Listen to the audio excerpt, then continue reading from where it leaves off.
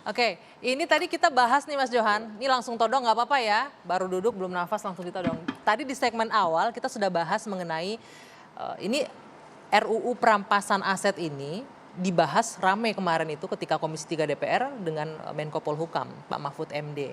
Sempat disinggung, ditagih nih sama Pak Mahfud, kenapa mandek aja nih jalan di tempat, sudah lebih dari 10 tahun ini RUU tapi nggak juga masuk. Nah kebetulan 2003 ini masuk prolegnas, tapi rekan separtai Anda, Pak Bambang Pacul bilang, gampang lobbynya jangan di sini, jangan sama Korea-Korea ini katanya, telepon aja ketua umum kita, pasti semua bisa. Jadi ini pertanyaan muncul tadi Mas, diskusinya ini wakil DPR ini wakil rakyat atau wakil partai ini? Silakan. Ya, terima kasih Anggi, selamat malam para narasumber. Jadi gini, saya tentu tidak bisa menjawab apakah yang disampaikan oleh Mas Bambang Pacul itu dalam konteks gurauan ataukah serius atau itu yang terjadi.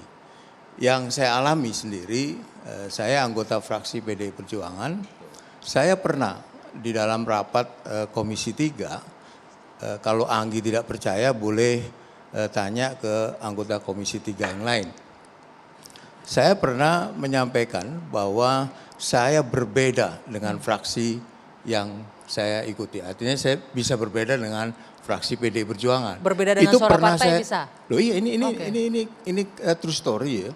Ketika mengambil keputusan di Komisi 3, saya menyatakan bahwa saya berbeda dengan dengan fraksi PDI Perjuangan.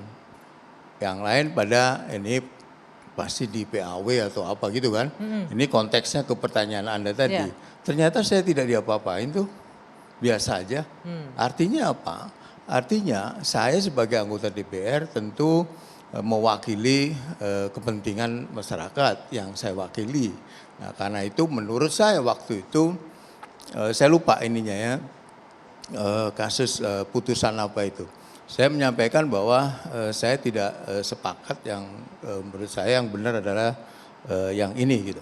Intinya berbeda lah dengan suara partai pada saat itu tidak ya? Tidak apa-apa gitu, itu di fraksi PDI Perjuangan. Saya nggak tahu di tempat yang lain. Apa yang mau saya katakan?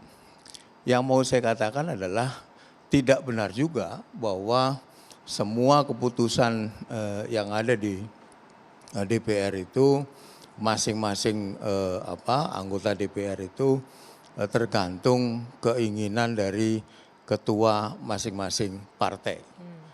Itu saya alami dan saya sering begitu di rapat-rapat Komisi 3 ya.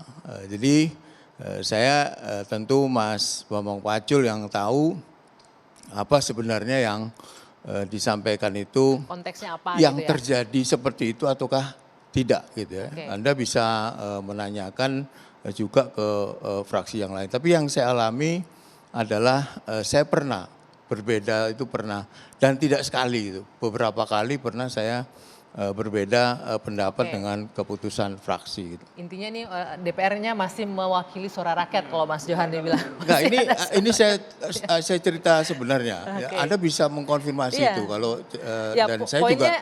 Benar, poinnya yang saya tangkap ini mewakili dan saya suara tidak rakyat, memberatkan gitu PAW juga. Itulah yang kita sebutkan tadi. Ini soal kemandirian dari anggota DPR-nya. Tapi menarik loh, Bang Margar itu malah bilang ini adalah kondisi jujur, kondisi politik kita. Iya. Bahwa memang ya makanya ketua umum sebetulnya partai, juga bilang kan, dengan sistem terbuka ini memungkinkan kepada anggota DPR itu berbeda pendapat dengan praksi dan belum tentu praksi merecall mereka.